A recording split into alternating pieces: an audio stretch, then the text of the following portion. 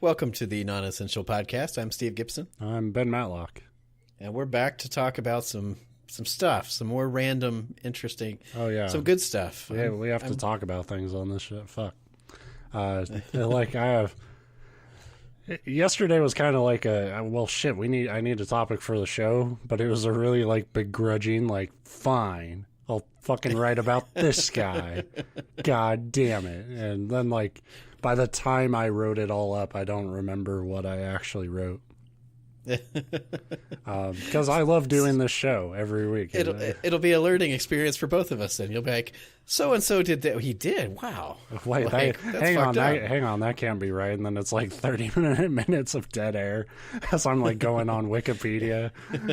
That's not true. I'll be damned. It is. Whoever wrote this was a fucker. Yeah. If you haven't listened to the show before, listen to the show before, and you'll know what it's about. Yeah, last week we had Polly Adler and Charles Hatfield. They were two very interesting characters. Crazy cats. Yeah. Old-timey folks doing old-timey things. Yeah. I do like how every week I seem to be getting more and more bitter about explaining what our show is to people. It's but to be fair, 34 times now. Yeah. It would be like Saturday Night Live coming on air and be like, look, everybody, we're a sketch show. We're going to be doing some comedy. There'll be a musical act. Well, quotes around comedy. We'll try to do some comedy, but it'll be the same fucking jokes you get from late night shows. I'm bringing the positivity today. You can feel it. Oh, yeah. Critiquing way more successful people and a way more successful franchise than this stupid podcast. But yeah, today we're going to the Old West again. Not too uncommon. Yeehaw. Not too uncommon stomping ground for this show. We've dabbled before. I wanted to talk about Johnny Ringo. If you've seen the film Tombstone, you know who Johnny Ringo is. He was the main villain of that movie. He is also an animated lizard, I think. Wasn't that Rango? Yeah, probably. I don't. I'm surprised you knew that. I barely did, but I just remember at my old job before the one I had now. We were at a point there in the store where we just had to throw on children's movies because there was no more commercial, because we were going out of business. There's no more commercials or anything or advertisements to play in the store. So we were just oh, fuck it, let's just play some movies on the giant projector we had. And one day they were like, Ben, go pick a movie out. And it has to be a kid's movie because people are bringing their family in. And I don't care, so I grabbed a Ringo or Silent Rango. Yeah, I grabbed 7. And I put it in, and one of the girls who worked there turned it off 20 minutes in, and I was like, oh, did you want to watch something else? She's like, no, I just fucking hate that movie. And I was like, I didn't know there was such thing as a strong feeling about the movie Rango. Exactly. I was so confused because I don't care. I never saw the movie. I just grabbed some shit out of the children's section, and it was just a really I just fucking hate that movie. And I was like, all right. Sorry, I didn't know I was gonna fucking offend someone by picking the goddamn lizard western. So not that's not what Johnny Ringo is. So Johnny Ringo was not a lizard. He was not played by Johnny Depp. He was maybe shot by Val Kilmer. Again, same thing with Commodus, the Roman Emperor. We don't know. We'll have to do further research to see which Hollywood actor took him out. But Johnny Ringo was born on May 3rd, 1850. He was the first child of 5 and supposedly had some cousin sort of relationship to the Younger and James brothers that I'm not entirely clear on. All the articles I found on this, it didn't really specify who he was related to and how, but it is sort of a family connection to the Younger James gang or the James Younger gang, which is, if you don't know your Old West Outlaws, that's Cole Younger and Jesse James. They're the most famous Old West group of thieves that you'll probably read about. Either way, it doesn't really matter because Ringo wasn't a part of their game, and he would go on to make his own mark in Old West American history. By the time he was 12, Ringo was already a crack shot with a gun, and a couple of years after that, he was 14. Him and his family were moving off to San Jose across the country by wagon. On the road, his father apparently didn't have Ringo's natural talent for a gun and accidentally shot himself in the head with a shotgun. Okay, I know it's weird to laugh at that, but it's how you, yeah. It's very like, Coen Brothers, like, dark humor. Like, I laughed at it too, to be like, because one witness wrote like a letter who saw what happened and described that the shot blew his hat 20 feet in the air and just like left a fucking gory goddamn mess in all directions. So it's a horribly tragic thing, especially if somebody happened when you're like 14 and that's your dad. At the same time, it's like, how does that work? A shotgun's a long gun. Like, now you picture like accidentally shot it. He probably like dropped it and it went off. You know, especially back then, those guns were. Yeah, to be fair, you could sneeze and they'd go off. But to be fair, it says like, you know, it accidentally went off in his hands, but it doesn't, and it doesn't really specify how. But like you're saying, like, yeah, they went off probably pretty easily. But it's like, then at that case, you wouldn't have it fucking pointed at your head. No, yeah, that's like the number one. I mean, literally, it's the number one rule of guns. You don't have them pointed at anything unless you want, unless you're anything important. Unless you're willing to accept that a bullet might go into it. Like, you don't point it at yourself. You don't point it at anyone else. And to be fair, we give this guy shit. I've had friends now who don't understand that and would just casually walk around a party with a gun. Yeah. And everybody would be like, this is a bad idea. Whatever you're doing, put the fucking gun away. And right. and they always like, the dude always like gets defensive. That's what I was about to say. Like the most like staunch like defenders of gun ownership are the ones that are the fucking worst about gun safety. Like, right. And it's anyway. Like, what? It's nothing's gonna happen. It's like that's what everybody says, right? Until something happens. Yeah. And then everybody says, how did this happen? I can pull up like 50 goddamn news stories from today across the country where people thought it wasn't gonna happen. But it happened for Johnny Ringo's dad. Now his family was kind of this strong, resilient group of frontier folk. You know, so they tried to remain kind of, you know, it's like, well, Pa's gone, but you know, we're going to try to stay, you know, united. We're a united front. But it didn't seem like that was really the case for Ringo. Because after this, between the years 1864 and 1870, most reports, and while none of them are confirmed, most reports sort of depict him becoming kind of just this drunk juvenile delinquent. It's just like every, like, both cowboy, like, both on the good side and the bad side. That's like the origin story for all Westerns. It's like, yeah, like, but the reason I'm willing to believe sort of these reports is kind of how the rest of his life turns out and his behavior. Like, he does kind of, around 1870, it seems like he does sort of turn around and start actually trying to be responsible. Because there are records in San Jose that he was there working as a farmer by then. But then his sisters state that he didn't leave San Jose until between 1870 and 71. And that was specifically to be a part of a harvesting team, and that he didn't just like drunkenly disappear on his family, as some people like to think. So like, I don't have trouble believing he became kind of a town drunk and just sort of a pain in the ass. But while that hasn't been confirmed, the only thing that has been was after he left San Jose, he got charged for discharging his firearm in a public square in Burnett, Texas. So that's how you start your adulthood. It seems like there's more to it to me to get charged for firing a gun in public in Texas, because that's just, from my understanding of Texas, that's just Texas. Like, well, you don't do it at the public square. You do it at the barbecue. After you just gotta think. Look, firing guns in the air is a lake event, not a public square event. You aim for the fish, dummy. You don't aim for the fish on the grill. But, firing your gun recklessly isn't how you build a real outlaw reputation. And for Johnny, that wouldn't start until the Hoodoo War.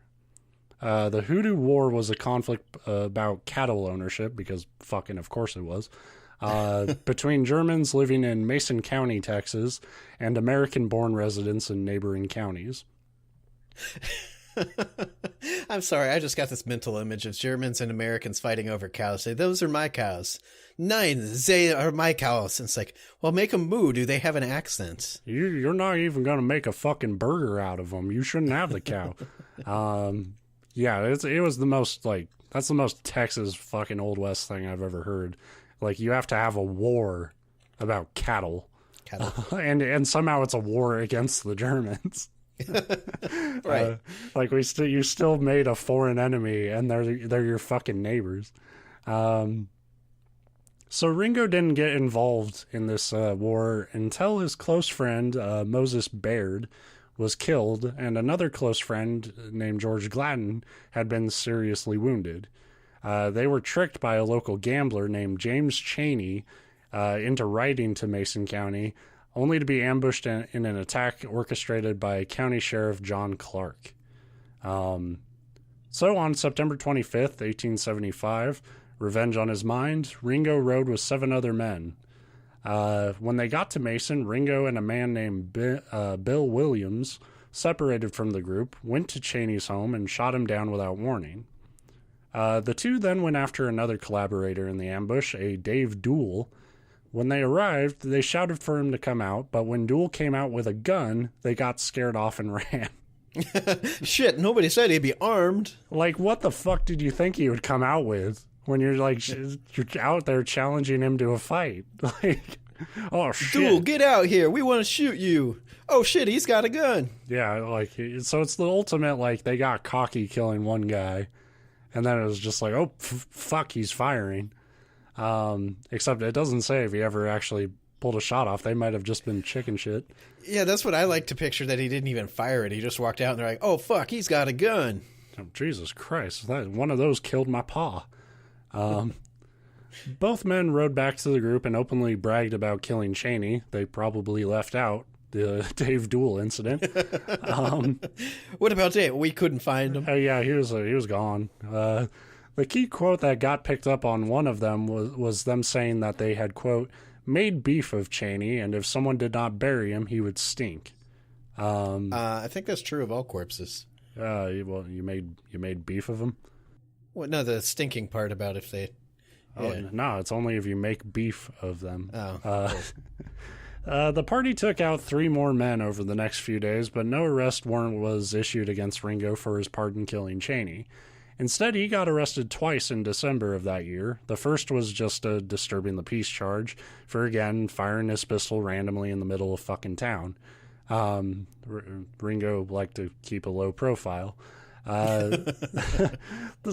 was just hitting the wrong button. I did that a bunch playing Red Dead. That's he's true. Like, get off my horse. Boom. Fuck. Well, to be fair, they made the have a conversation button and the pull your gun button the same damn button.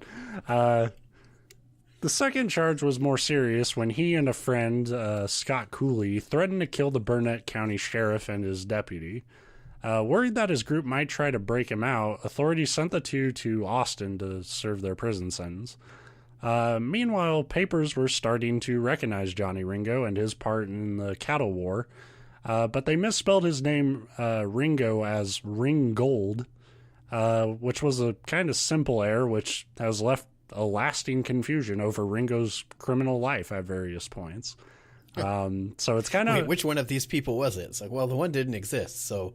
Yeah, so it took a lot of work from people who, researched Johnny Ringo to, figure out, all the places where people were talking about Ringgold and Ringo.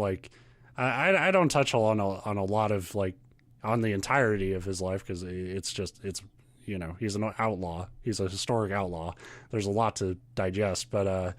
they had to break down not just what they knew about him, but how many times the newspaper reporters fucked his name up. With the Hoodoo War over, although tensions between the counties remained, because, again, fucking Texas. Well, you tend to not, like, kill a bunch of people and then be like, okay, cool. We're over cattle. Over goddamn cattle. Ringo, yeah, and it turned into this fucking blood feud. It turned out it was the Swedes' cattle all along. It was neither of there. Yeah, we'll be taking back our... that was a terrible Swedish chef-ass fucking voice.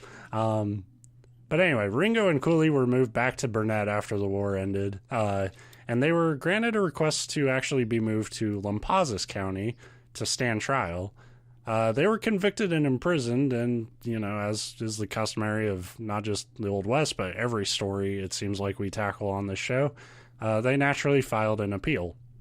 But rather than wait and see to have their case sort of heard again, their cohorts broke them out of prison in May 1876. Cooley would die. See, those are some good friends, though. Like, you're in jail, and like if my friend called me up, it doesn't matter if it would be my best friend. If he called up and said, "Look, I'm in jail. Can you bust me out?" I'd be like, "No." Well, I mean, you were at war. You went to war together. You help your brothers in arms, even if it's a dumbass war about cows, which you can fucking get anywhere.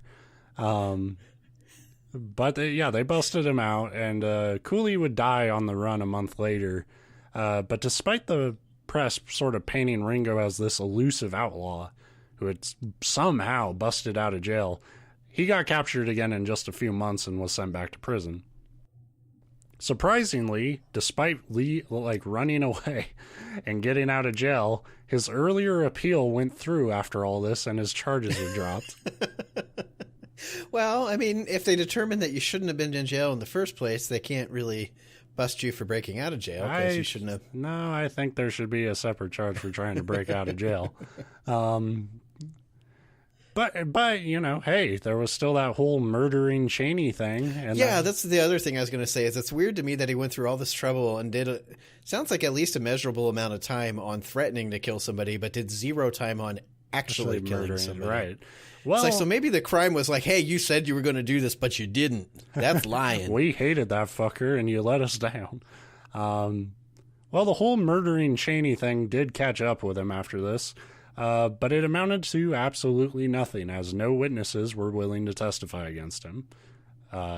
Maybe it probably was smart on the witnesses. Maybe it was partially out of fear of Ringo, but like I said, James Cheney was a fucking gambler and probably a pain in the ass.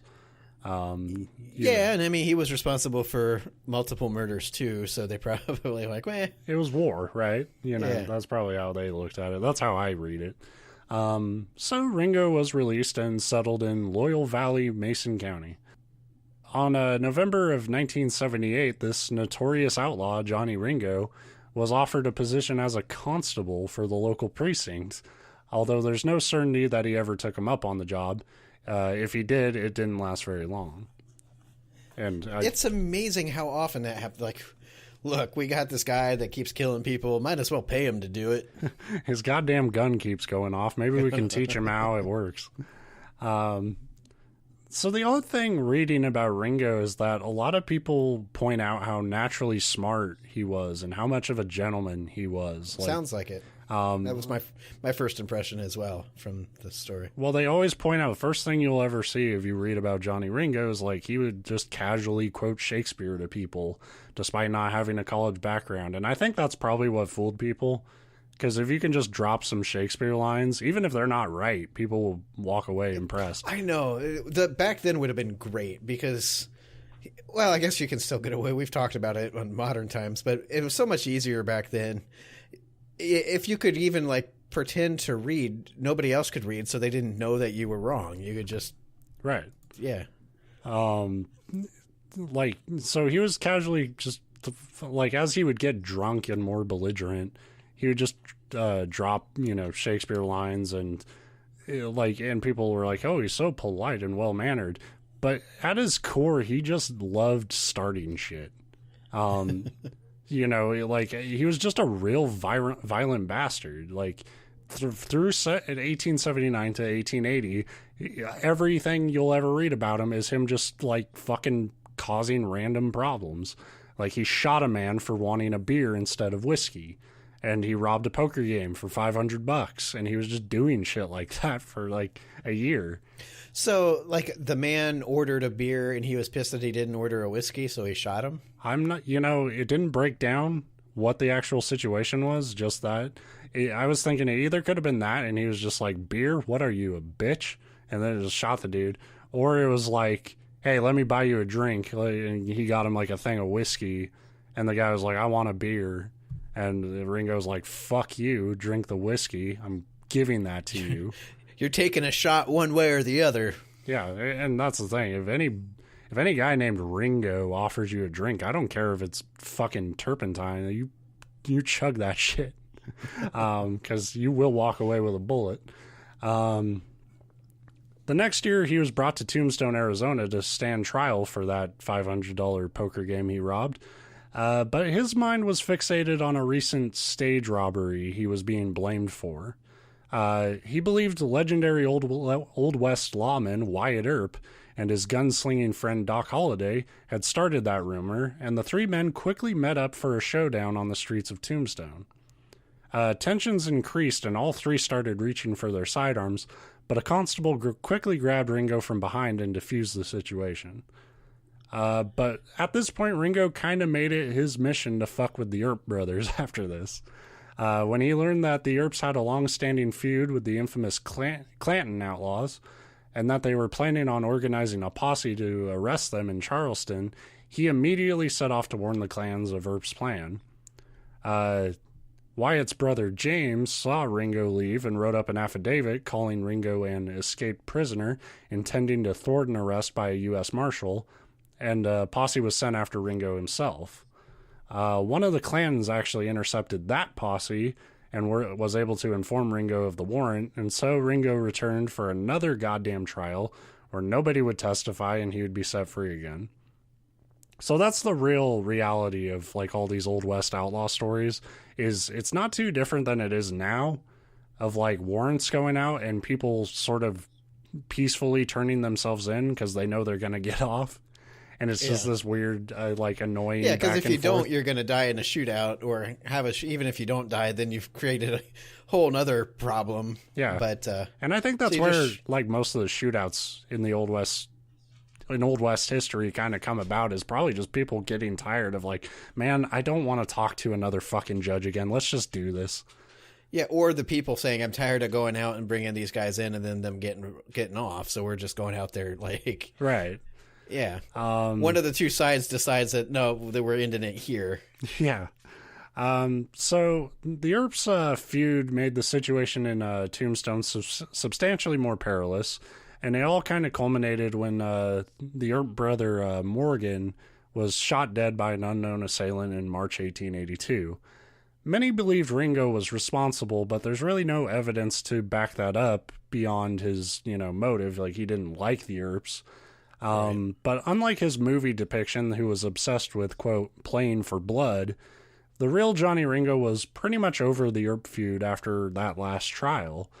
Like, he didn't like the guys, and he didn't like having rumors spread about him, but he didn't take it so personally that, like, he was still trying to kill them all. Right, like, he didn't get charged with the thing, so it was done, and he was... I mean, it was probably one of those things where, like, he doesn't completely give up the ghost. He doesn't like him, but it's just like, he's not planning an assassination or some shit. Right. Like, he's just, if they walked into the same bar, maybe some shit would start. Especially if they ordered a beer. Especially. What the fuck? You brought an IPA to my bar.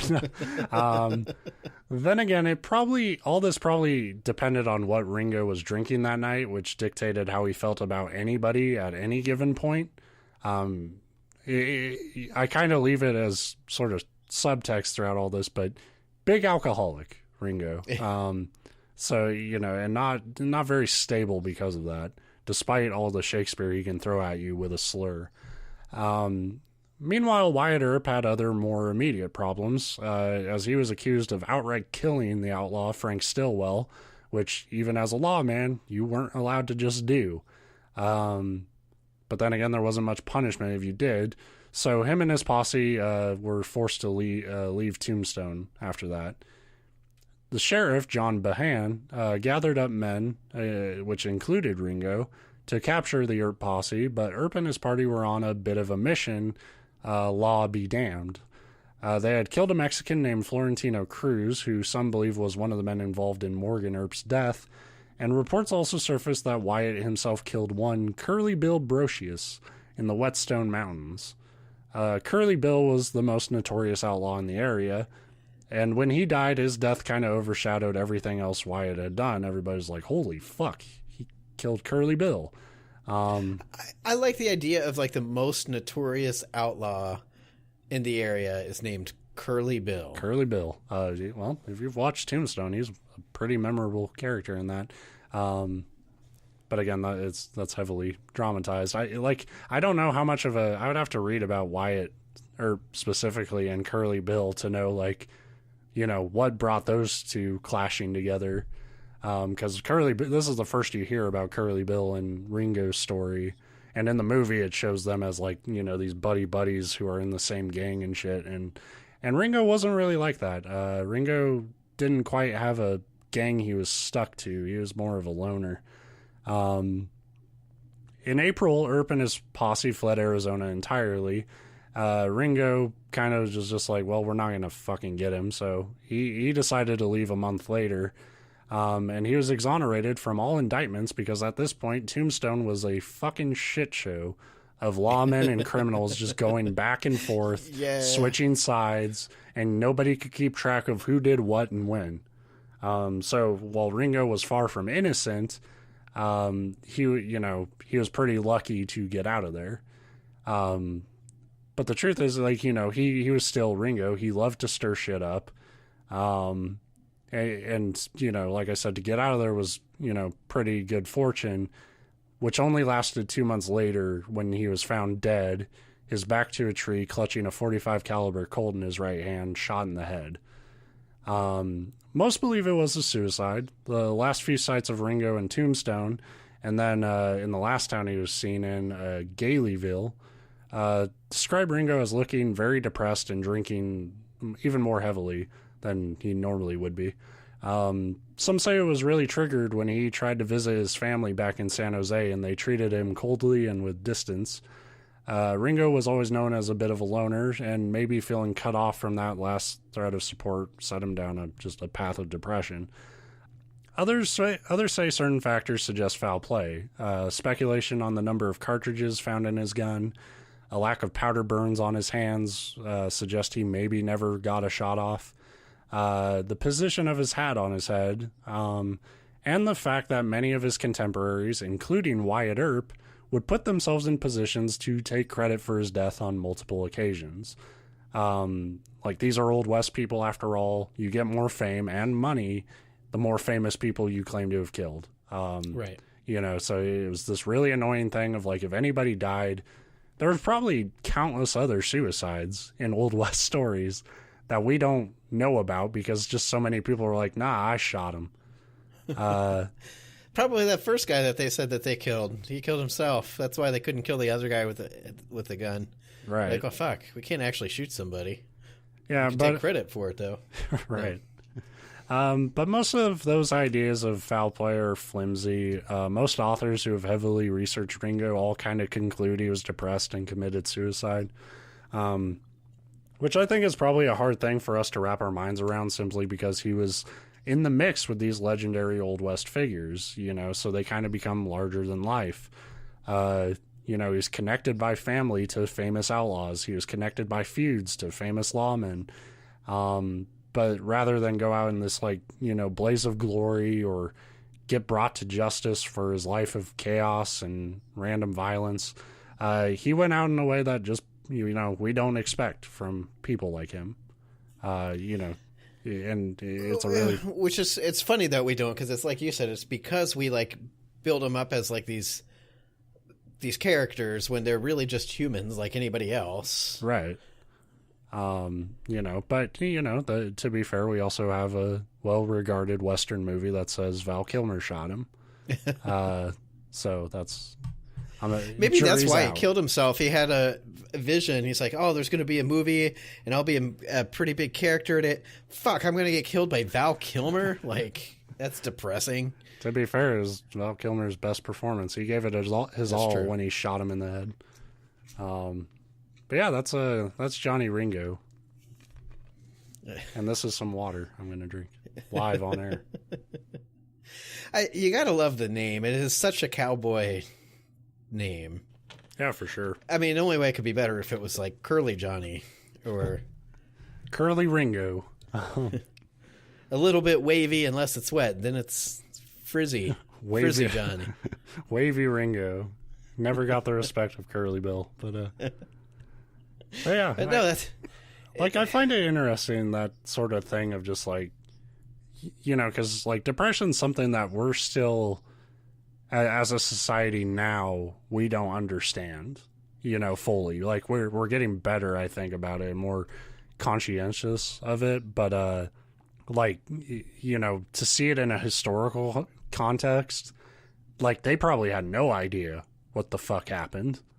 You know, and I mean, to them it was probably like, oh, he got drunk and was whatever. Fucking around, flipping his gun or something, and went off or some like shit. they had to know because people had to kill themselves back then. But you'd think that it was right. He must have done something, and he was, you know, this or that, and it's like, not necessarily. People did that, but you know, it's that same. You know, we have it now. Like you look back at when Robin Williams died, how many people, like myself included, were like, "What the fuck, really?" You know, because you just like you said, like these guys are built up as like when you're famous, and and Johnny Ringo was. It's easy to forget that they're people. Like and you know, so you're just like completely just like holy shit. You know, not to say you know Johnny Ringo wasn't as cool as Robin Williams, but the Robin Williams thing really fucked me up for a little while. But you know, even still, like you know, even for an outlaw, you're thinking like, wait, what? He did what? Because you know, on some level, there's that romanticism for Old West outlaws back then. Yeah. Well, that's the thing too, is that it's just one of those. It doesn't fit into our like cliche and very much wrong like picture of depression. You picture depression must be somebody that's like always sad and just, you know, depressed. Somebody in a bathrobe stirring their tea in a gray pill commercial. And that's not true. That's just me. We assume it's something that you can like always visually see, and it always presents the same. And when you think of Old West outlaw, you think badass that like doesn't take crap from anybody and doesn't think twice about killing someone for looking at him sideways. So yeah, you wouldn't think depression would like factor in, but it sure. Yeah, and that was kind of what made me want to tell the story, because there's not too much like bullet points that just like pop out like holy shit he did this too, but it's like it's an Old West outlaw story that kind of ends in a much more grounded, like, you know, and real way, as opposed to like a lot of outlaw stories of like. Well, and yeah, that's what was interesting about the story in general. A lot of those points, like you pointed out that, when I forget if you said it was Wyatt Earp that killed Curly Bill. Yeah. But like you said, like because we have this picture, especially of the Tombstone area and era of this Wild West take the law into your own hand thing. And like you said, back then, even if like it's almost mind blowing to realize that no, they had like due process and warrants and that kind of stuff. Doesn't mean they were always followed, obviously, but when you didn't, you were still in trouble. Like, right. Theoretically. And they're not followed now, you know, it's true. You know, so it's kind of, I like that story because it kind of, to me, it makes the Old West seem more real. Yeah. When a lot of stories kind of build them up as, like you said, that like it's like the closest thing America as a country has to its own like sort of mythology in some ways, is like, you know, these segments of our history and the characters in it we build up, whether they were on the right side of the law or the wrong side, like we build them up as these like heroic figures because like, you know, even though they're breaking the law and murdering people and shit, if for a lot of people it was very easy then, it's certainly easy now to like detach from that and build it up as like, oh, these are people, you know, who cast off the established rules. Like, you know, they made their own system and their own like approach to life, and superheroes basically, like the lawman side of it, and then the bad guy side of it was, oh, they were the goons that deserved it. And like you said, the truth between the two is that there was very little, like it was often very hard to tell what, if you were going to call it a side, who was who. Yeah, I mean, I can say, you know, I have, it's been a while, but I do know a decent chunk about Wyatt Earp. And from what I've read about him, there's a lot more shit that's hateable about Wyatt Earp than Johnny Ringo. But Johnny Ringo's the career outlaw. Wyatt Earp's the, you know, career lawman, you know, and, you know, so it's not, it's very fucking gray. There's not a lot of black and white in the Old West as much as we wanted to paint the picture that way. Unless you're shooting and killing Indians, and then somehow that became the like common like. Yeah, that became a fucking game for children somehow. America, we're doing it. That's the new slogan for America. We're doing it. We're doing it.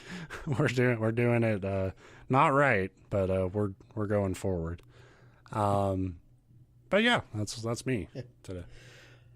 All right. Well, before I start this week, I do kind of have a warning. This is a hell of a story, and by that I mean parts of it are like really gross. So you probably don't want to listen while you're eating.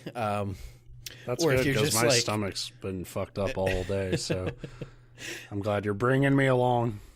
If you're faint of heart or squeamish, good luck. Terrare, who was French, was born in France in 1772 or thereabouts. There's no like real exact records. Did you say Terrare? Terrare. Because Terrare already sounds like a sound that would come out vomiting. Yeah. And it's also very close to terror, which fits. But Terrare seemed to be a mostly normal boy, except for one thing. He had a ridiculous appetite, and he could eat an astounding quantity of food. According to Wikipedia, which never lies, by the time he was a teen, Terrare could eat a quarter of a bullock, which is a cow, in a single meal. The problem wasn't that Terrare could eat that much. It was that he had to eat that much in order to quench his appetite. Yeah, it was a tapeworm. Yeah, pretty much. It's very impressive and interesting. Unless you're his parents, then it's just ridiculously expensive. So unable to afford feeding him, they kicked him out of the home as a teen. You know, it's just something you do back in the 1700s. To be fair, there has to come a point where it's like, look, fuck you, stop eating. Like, right. I'm telling you, we literally don't have the food to feed you. And you ate your father's hand. Right. So they kicked him out of the home, and Terrare fell in with a roaming gang of bandits and prostitutes. So I guess that was a thing. And he spent his days begging for food, scavenging for food, and stealing food. He lived this way for a few years before realizing he could turn his problem into profit, and he took a job basically as like a warm-up act for a traveling charlatan, which just means that, you know, like a snake oil salesman. Yeah. If you're going to move into town and try to sell everybody the penis pills, because that's the thing that sells, right? You get men around and say, hey, this will give you the virility of a goat, like that doctor back in our first couple episodes. But in order to do that, you need to draw a crowd first, and that was his job. And he would accomplish that by eating basically anything. He'd eat stones, he'd eat corks, he'd eat an entire basket full of apples, live animals, you know, the usual. Yeah, he must have really felt great the day they were like, eat these apples. Prove you can eat these apples. And it was like, fucking thank you. Thank God. Yeah. So every time they try to make me eat a brick, I do it, but I die inside, literally. Well, eventually he figured that he was a pretty good draw on his own, so he moved to Paris, where he'd earn a living as a street performer instead of working as like somebody else's sideshow. which must have been a dream job. Like, I was trying to imagine this because normally you say, like, move to Paris, especially in the 1700s, and be a street performer. It's a pretty shitty life. I imagine it's hard to make a ton of money. But when you have an insatiable appetite and your act is, hey, I'll eat anything, watch me, it meant he probably, like, that was the easiest way for him to get people to give him shit to eat all the time. Right. So even if he's not, like, making a bunch of money, at least he's eating, which is... Yeah, like, even if you don't get paid, you fulfill one of life's basic requirements just for the attempt. Now, I'm sure it wasn't particularly, like, good stuff he was given, yeah. But Terrare and his appetite didn't, like, really seem to care, like, what he was eating. He just needed to eat and eat and eat.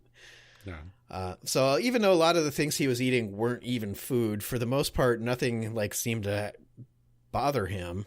However, there was one account during this time that he was working as a street performer where things kind of backed up on him, and he found himself hospitalized. He was treated successfully by the administration of powerful laxatives, and he was so excited to be cured that he promptly offered to eat the doctor's watch and chain. The doctor's like, what the fuck is wrong with you? Yeah, exactly. The doctor literally looked at him and said, not amused, he said, if you eat my watch and chain, I'll fucking cut you open to get it back out. And so Terrare declined. But he did continue living as a street performer until the start of the War of the First Coalition, which I think we're all familiar with. It wasn't the Second Coalition, it was the coalition before that. Numero Uno Coalition. Mm-hmm. Apparently that's a war that took place in France, and it started about 1792. That would have put Terrare at around 20 years old. He signed on with the French Revolutionary Army and began his military career. I can't wait to, like, I'd love for there to be some sort of, like, documentation of the application process where he's just like, he's signing the papers and shit. Is like, can I eat this pen? Can you make a copy of that form so I can eat that too? Where's your enlistment papers? Shit. Give me a couple days. But yeah, so he signed up for the French Revolutionary Army. Unfortunately, things didn't go so well for him. The problem, of course, is that soldiers are fed a strict ration, which tends to be like barely enough to feed a single man. Terrare, on the other hand, basically needed to eat a single man every time he sat down for dinner. So not able to sustain himself on his rations alone. They fed him the enemy. Enemy. Go get him. Here's some ketchup and mustard. Mustard, it's French. Grey Poupon.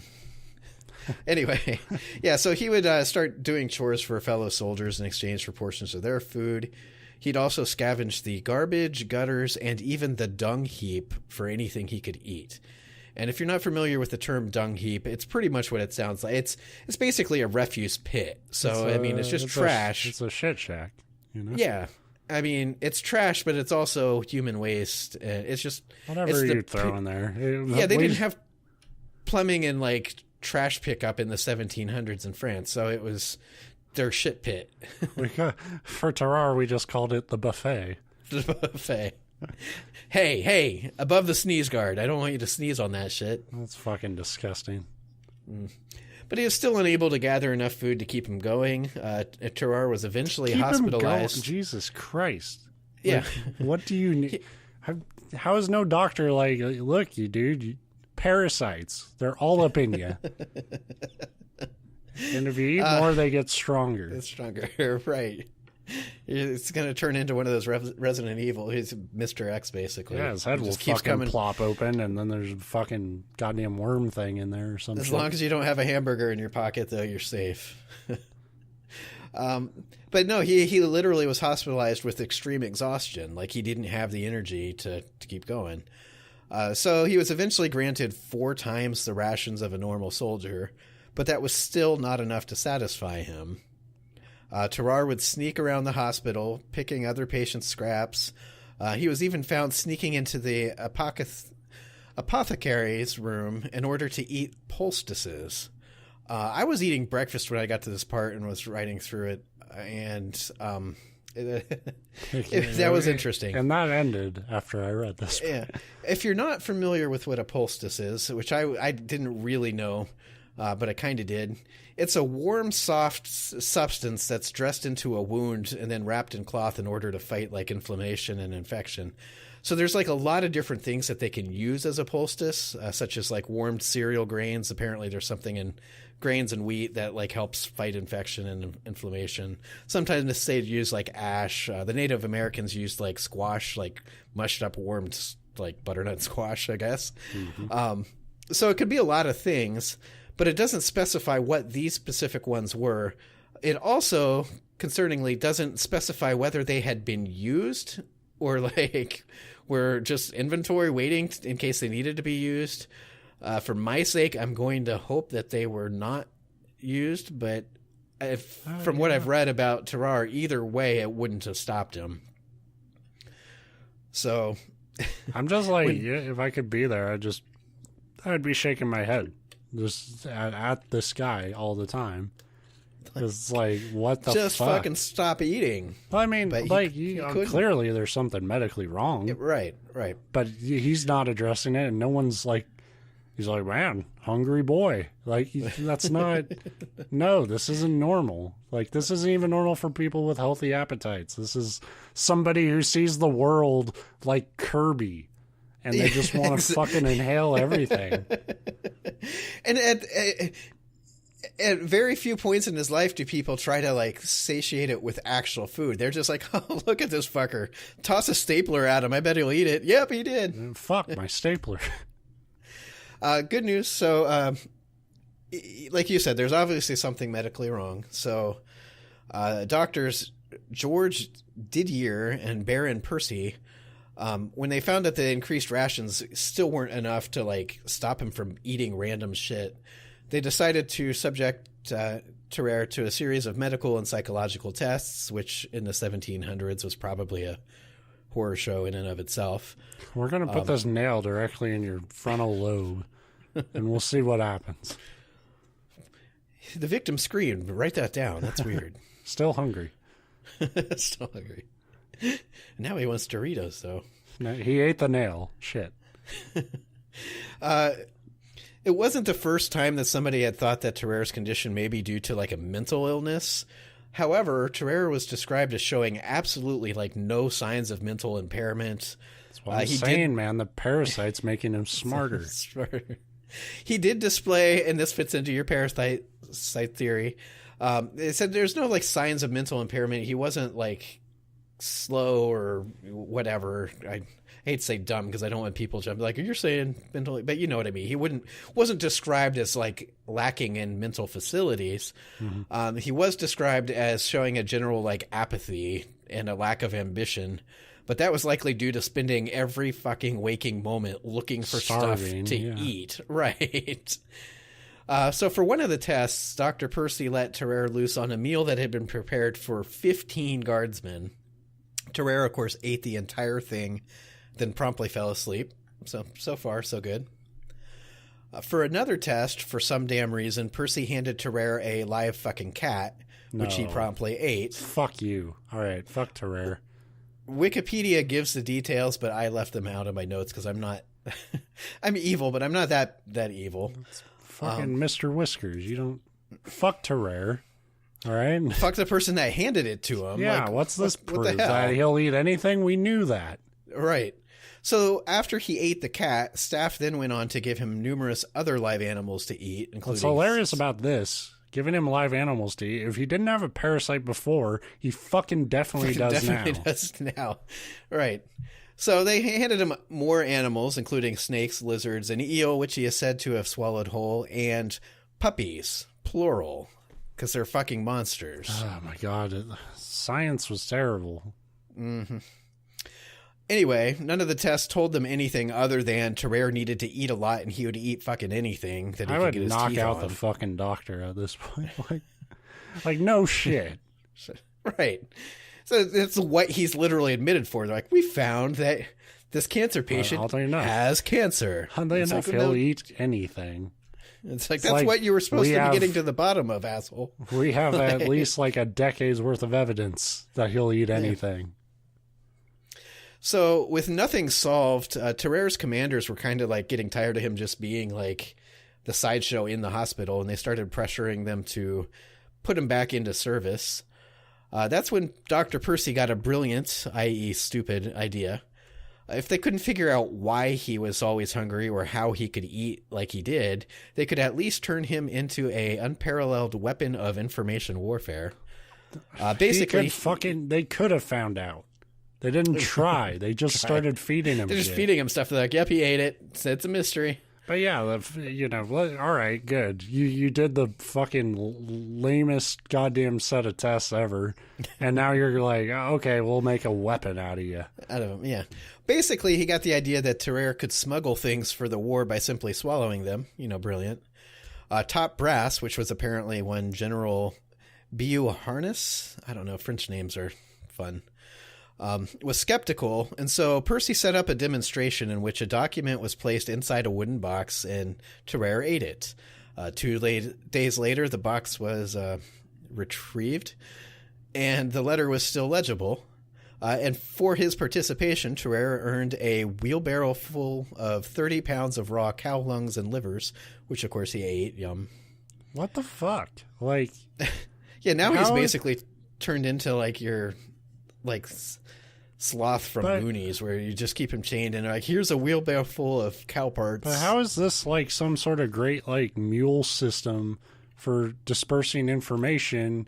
He's a soldier on that side. You could hand anyone an envelope. Like, how is it more covert to like put it in? If he swallowed it, and the idea was if he ate something, if it got captured, even if it was strip searched, they wouldn't find it. The mystery of the human body is that anybody could really swallow an object and then shit it out. Like, you don't need Terrare for that. But that was the first thing that came to mind. He did this demonstration, and apparently the demonstration was enough to convince the general, like, okay, we can maybe try this. Terrare's first mission would be to deliver some highly sensitive documents to a French colonel who had been captured and was being held by the Prussians. So Terrare ate the message box and then, disguised as a German peasant, made his way across the border. Unfortunately for everybody, Terrare couldn't speak German, and so he was quickly discovered and turned into the authorities.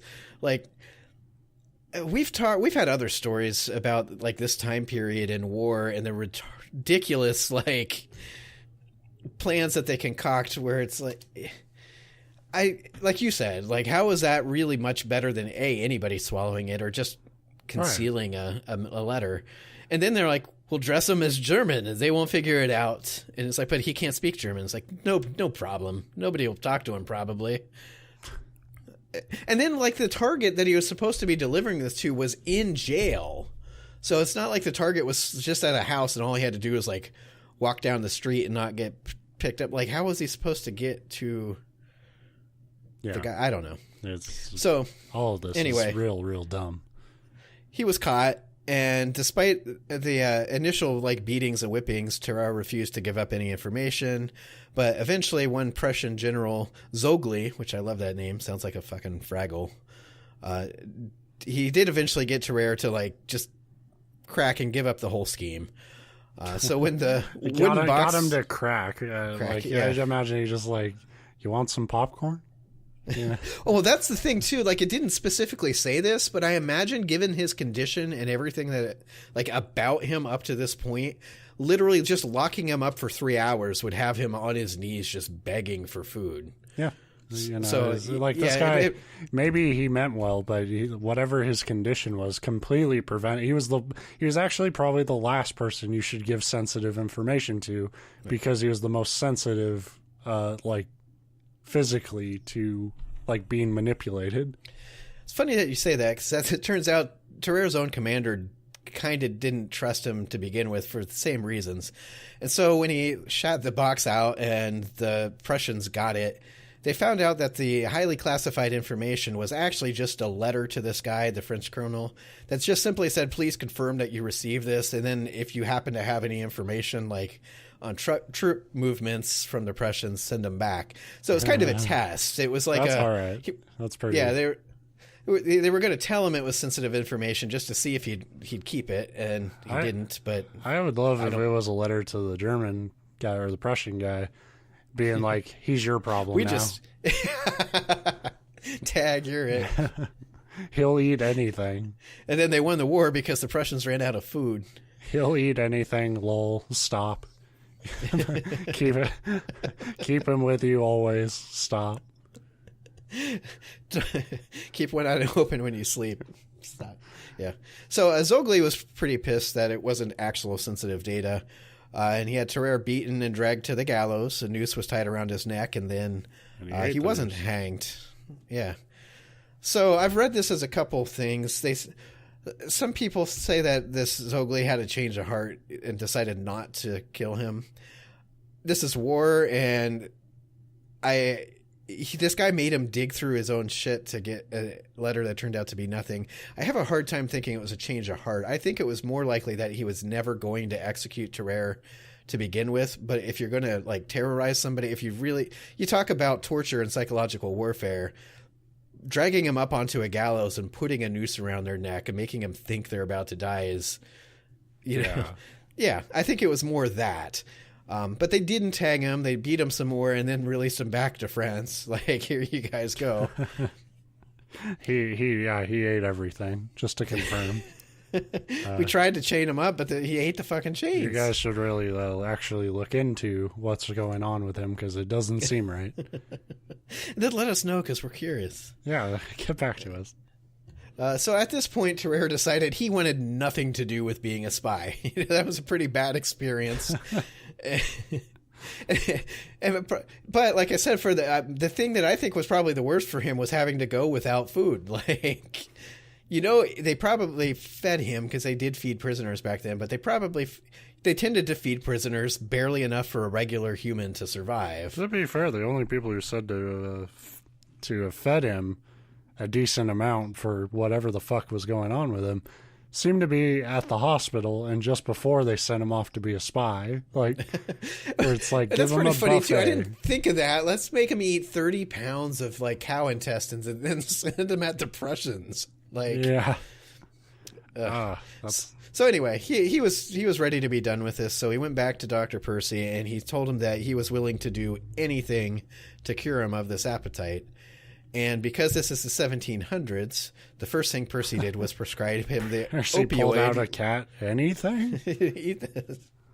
No, he prescribed him opioids. The opioid laudanum, which you've probably heard of. Hell yeah! But it's basically just opium. I'm running on that shit right now. Right.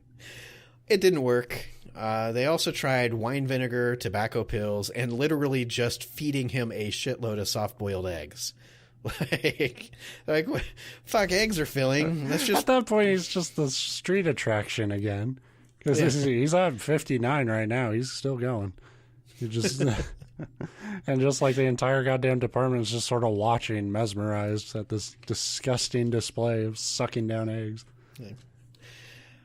Well, none of it worked. And like in their attempt to supplement them through in his attempt to supplement the controlled diet, because, they would limit what he could eat, and that wasn't good enough for him. So he'd break out of the hospital. He was said to scavenge offal, which, if you're not familiar with that, it's like the leftover parts of animals that they can be eaten. And in fact, now like upscale restaurants just charge extra for it's like the stomach lining and intestines and that kind of stuff. Yeah, it's but he'd scavenge that, and he was even said to fight stray dogs in the gutter for like carrion. So like just roadkill, basically dead animals and stray dogs. With his history of live animals, he was not afraid of a stray dog. Well, I was curious because it says he would fight the stray dogs for the carrion. I'm like, why didn't he just eat the stray dogs? We know he ate dogs. Like, so anyway. I mean, it wasn't enough. It was never enough. Worse yet, because it does get worse. What the fuck? he was caught numerous times sneaking in to drink the blood from other patients that were undergoing bloodletting treatments. It's not Kool-Aid, fucker. Like, what are you doing? Oh, yeah. That is not going to do anything for you, except enough of it will trigger a vomit reaction. He was said to, like, never vomit, though. Like, that was one of his superpowers. He also was caught on a couple occasions trying to break into the morgue to eat cadavers. Now, what I read said trying to, fortunately. So, from what I could tell, he didn't actually eat bodies. But, like, that's how desperate he was at this point, because they were trying to, like, limit his diet and, cure it. And he was like, fuck it. Like, food, people, whatever. I mean, at a certain point, once, you got somebody saying, like, I'll eat people, like, I think you have to take them out. Like, even for, like, the medical science part of it is, like, no, it's dangerous. He's a threat. He's a zombie now. It's a shame it went down this way, but goodbye. And then bang, bang, Yeah, well, might have been a good idea, because then one day a 14-month-old child went missing from the hospital. No, fuck you. What? Terrare was immediately blamed, and the staff kicked him out. Which seems like an awful light punishment if you're suspected of eating a child. He didn't eat a fucking baby. Yeah, you'd think you'd get the police involved at this point.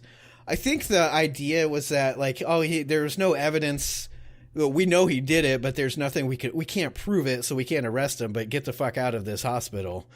I think it's more that he absolutely did not eat a child. Yeah. And the people at the hospital that had some brains about them knew he didn't, but it caused such a... I mean, why would he be going after cadavers if he would settle for something as small as a baby? I mean... Well, and in my mind, there's no way you could eat... I said 14-month-old, so that's over a year. So we're not talking like an infant. Like, you'd have to chop that shit out. I don't care if you were swallowing, like, snakes whole. Like, there'd be some evidence that he ate butchered and ate a kid. I mean, but, I'm happy that, our humanity lasted exactly 20 seconds, and now we're trying to put ourselves in the mind of somebody who eats a lot while trying to figure out, like, well, no, he wouldn't eat the baby because that doesn't make sense. But, like, nothing about this actually makes sense. No, true. But it's my opinion from what I've read, and it makes me an expert in the field of... No, I don't think so. I don't think he ate a child, yeah. But they kicked him out.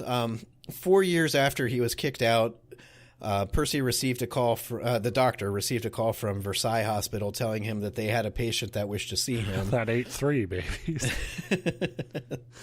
Of course, that patient was Terrare. He was now bedridden and in terrible condition. When Percy did go see him, he told the doctor that he had swallowed a golden fork some months back, and he thought that was stuck inside and was the root of his current illness. Which I could see that. Or the lifetime of eating everything. Yeah.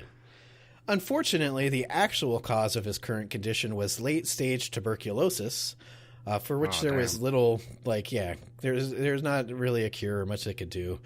A month later, Terrare began to experience, and I quote, continuous oozing diarrhea. Thank you, Wikipedia. Okay, good for them. Terrare died shortly thereafter. He would have been about 26. Normally, they died, blah, blah, blah, is the end of my stories. But I kind of wanted to tell Terrare's story first and then let you, like, imagine the guy in your head. Because if you're like me, you're picturing some, like, big-ass kingpin from Daredevil, like, blob of a man who stuffs his I was initially. I was kind of imagining Augustus Gloop.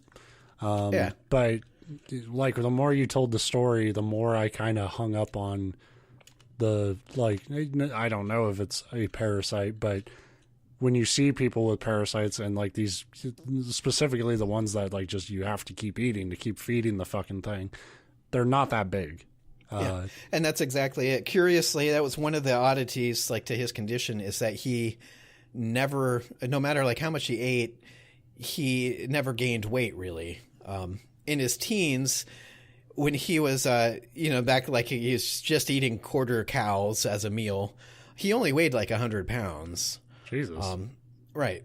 And that's not to say that his appearance was normal, however. It was said that when he hadn't eaten for a while, his skin hung so loose that he could wrap it, like, at least partially around his torso. So he just had, like, torso wings. And then, of course, after he had... helpful. That's evolution. Yeah, I mean, he could probably swim like a fucking, like, manta ray. Like, just... But after he'd eaten, his stomach would distend and inflate like a balloon. So I'm sure that was cool. His hair was thin and fine. He was always hot and he always sweated. Because of that, he was said to have stunk so bad that one would not want to be any closer than 20 paces to him at any given point. Particularly after he had eaten. I guess he stunk even more. I'm sure. I mean, fuck. Yeah. I didn't put it in my notes, but it did say he had chronic diarrhea, which you would fucking imagine if you're eating anything anybody puts in front of you. Yeah. He had an abnormally wide mouth and lips so thin that you could barely see them. He said his cheeks hung loose when they were empty. So I'm picturing fucking droopy dog, like... Especially when you talk about it, they said, "Oh, he's generally apathetic and not much, energy." It's like, "Oh dear, I need some food." Shit a box. His mouth could hold as many as, and again, this is from Wikipedia, could hold as many as 12 eggs or apples. Which, those are two completely different fucking sized things. So, like, which is it? What the fuck was his head like? That part of like Hungry Hippos? Like, fucking yeah. So, like, after his death, it said that his body began rapidly decomposing, like, to the point that nobody really wanted to dissect it, except for Terrare, who had been the attending physician at the Versailles hospital, where he died. Upon first incision, he died.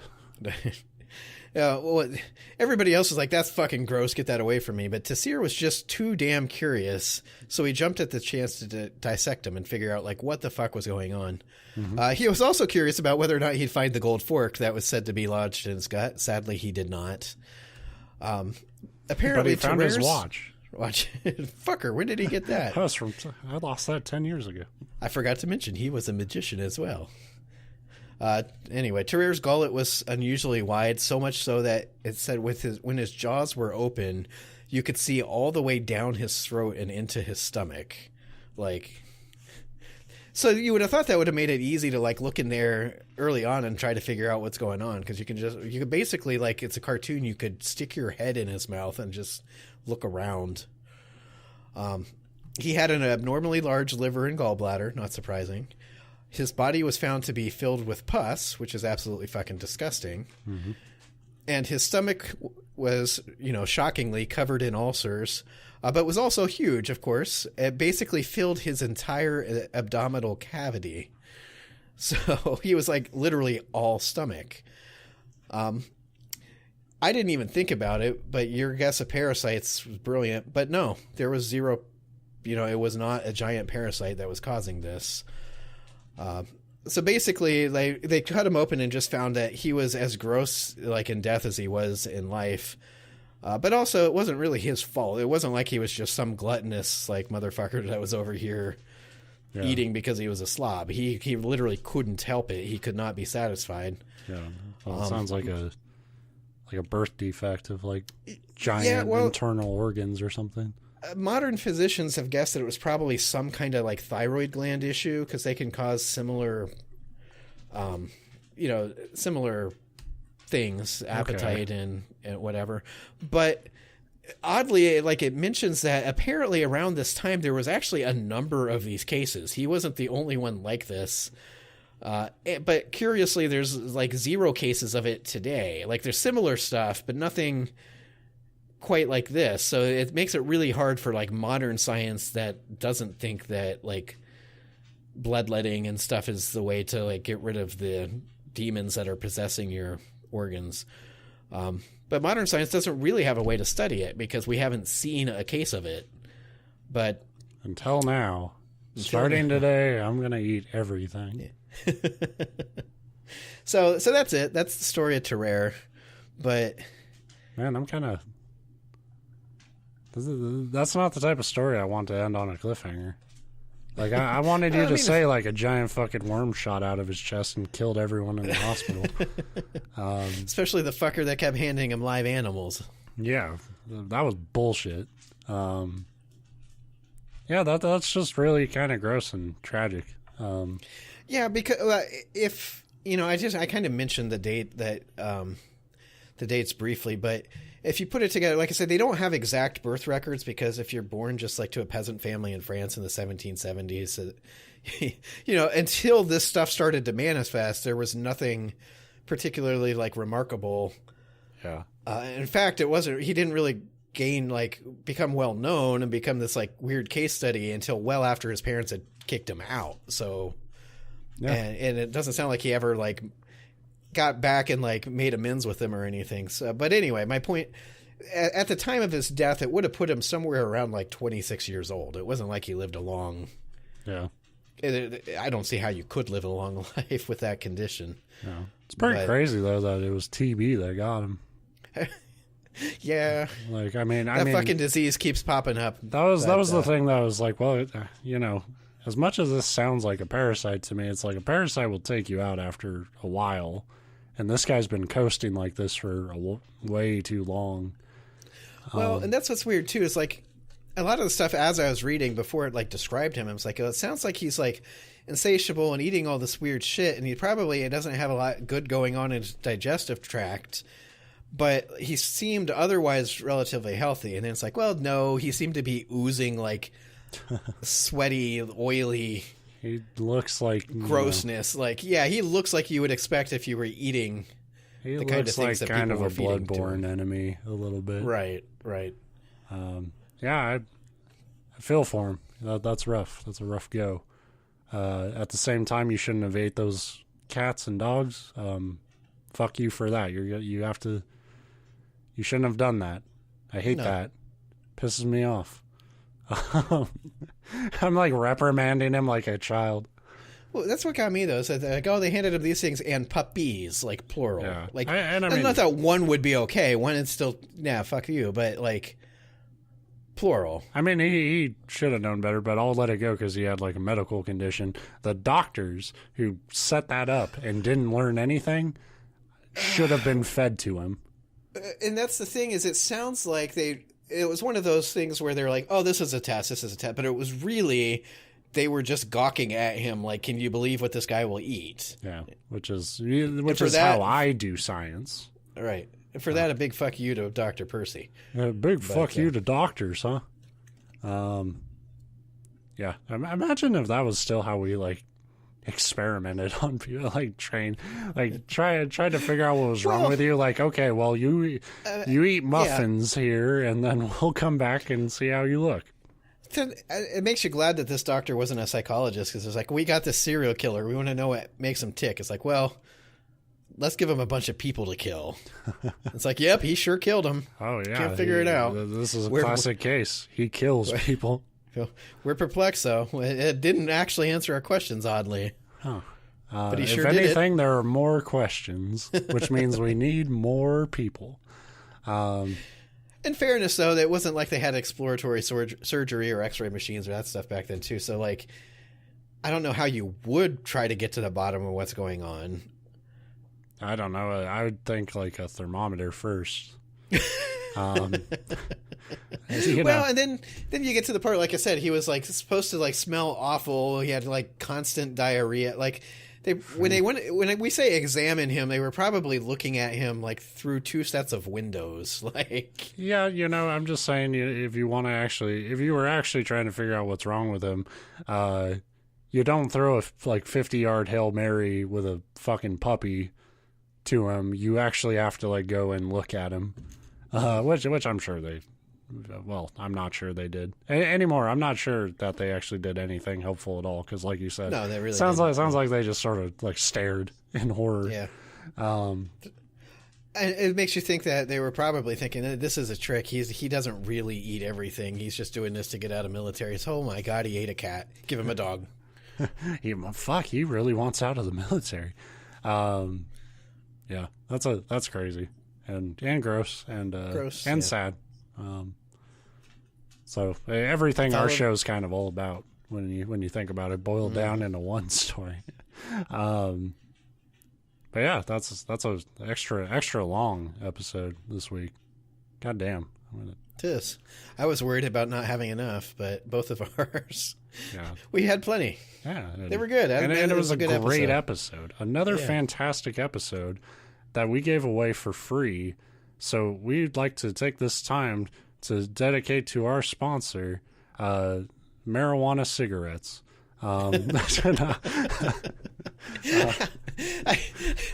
I like that. You're like me, though. Yeah, we obviously, like, the most generic term for. No, marijuana cigarettes is a brand. Yeah. See, Royal Gold marijuana smokes. The smokes. No, we'll be back next week with more fucking More trivia stuff. and bullshit. Unless we get eaten. Yeah, don't get eaten. That's your homework this week. Good luck out there.